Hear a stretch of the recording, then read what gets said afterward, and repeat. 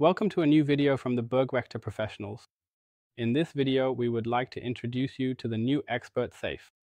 We can already see it here on the panel. Expert Safe is printed on it, so that in case of service, you can immediately see which safe you have in front of you. We have several ways to open the safe. For one, with this safe, we have the option to open it using the emergency key. Very important, the notch must be at the top in order to open it with the emergency key. We simply slide here, the panel to the side, and then insert the key. This allows us to lock or unlock the safe. Once we've locked everything, we slide the panel back into place. Otherwise, in the classic normal case, I of course open it electronically, turn it on using the enter key and enter the factory code. 168, press enter. The bolts are automatically retracted and the door opens because we have a spring mechanism installed here. Here we see a small sealing strip. This is because we have also built in a certain level of fire protection here. The whole thing is not certified, but in combination with our fire protection pouch, we have conducted our own tests. And so we can say that we have even tested this with a blast furnace.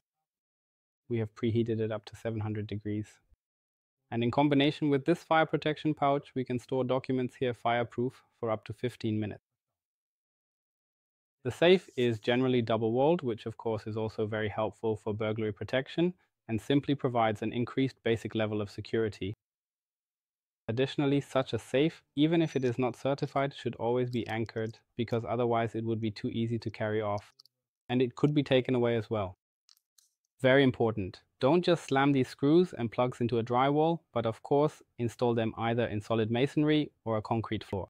We have 2 holes in the back wall for rear mounting and 2 holes in the bottom if we remove the small carpet here to anchor the whole thing to the floor.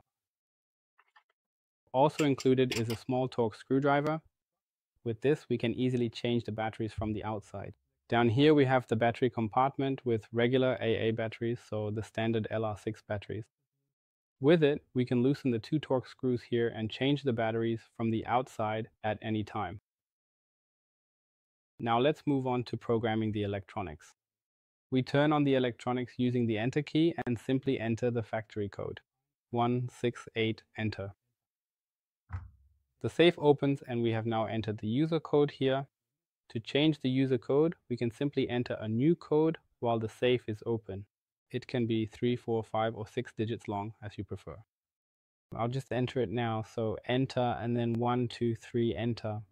And we get good as confirmation. And with that, the code is already saved. I press the close button and the safe locks. I press the enter key again to activate the electronics. 1, 2, 3, enter. And the safe opens again. So the user code is very easy to change. The administrator code is factory set to 8 digits, so 1 through 8. And we want to change that now as well. We activate the electronics using the enter key and enter the code. 1, 2, 3, 4, 5, 6, 7, 8. Enter. Now we can see here that it counts up from 1 to 10.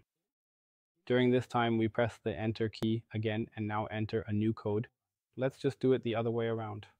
8, 7, 6, 5, 4, 3, 2, 1, enter. We have to repeat it once more.